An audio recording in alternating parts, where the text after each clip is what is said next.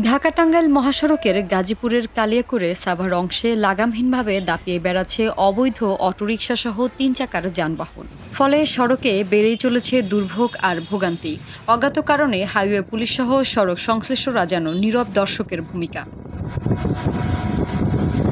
দেশের অতি গুরুত্বপূর্ণ মহাসড়কগুলোর মধ্যে একটি ঢাকা-টাঙ্গাইল মহাসড়ক। এখান দিয়ে উত্তরবঙ্গের ১৭টি জেলার যানবাহন চলাচল করে।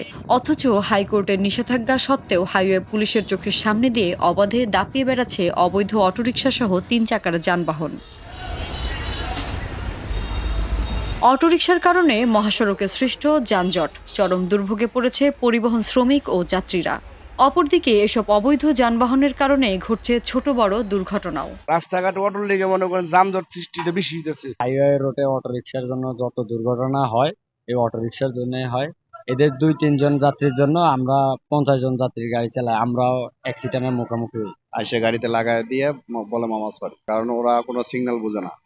আর কোন দিকে যাইতে হবে আমরা ইন্ডিকেটর দিলে ওরা বোঝে না, এদের কারণে দুর্ঘটনাটা বেশি। একটা বাস রানিং এ যাচ্ছে, ওরা ওভারটেক করে বাসের সাথে সাথে পাল্লা দেয়। এই কারণে অনেক সময় দেখা গেছে যে বাসও কন্ট্রোল রাখতে পারে না, অটো রিক্সা অতটা কন্ট্রোল রাখতে পারে না। ওরা লুকিং গ্লাসে তাকায় বাসের দিকে না তাকায় ওরা আপনার হচ্ছে ওভারটেক করার চেষ্টা করে, দুর্ঘটনার শিকার হয় এইভাবেই। আমাদের এই অটো লোন করে কিস্তিতে টাকা উঠাই আমরা যে কিনছি, তাহলে এই জিনিসটা আমরা এখন না পারতেছি বিক্রি করতে, না পারতেছি নষ্ট করতে। আমরা মহাসড়কে সচরাচর উঠি না। উঠি কখন? যখন দেখছি যে আমার সাইড লাইন নিয়ে কোনো গাড়ি মানে বন্ধ, রাস্তা বন্ধ।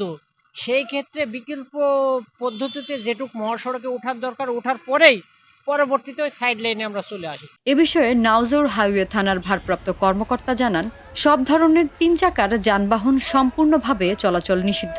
এ ব্যাপারে কঠিন পদক্ষেপ নেওয়া হবে। বলছে যে আমাদের ঢাকা-টাঙ্গাইল মহাসড়কে সব ধরনের থ্রি হুইলার, অটো, সিএনজি সব ধরনের থ্রি হুইলার চলাচল নিষিদ্ধ এবং সে মোতাবেক আমরা এই যানবাহনগুলি যাতে না চলে আমরা প্রতিদিনই সড়ক পরিবহন আইন অনুযায়ী আমরা মামলা দিচ্ছি তাদের বিরুদ্ধে এবং মাঝে মাঝে কিছু আরো কঠিন পদক্ষেপ আমরা সামনে নিব যাতে এই মহাসড়কে এই ধরনের যানবাহন চলাচল না করে।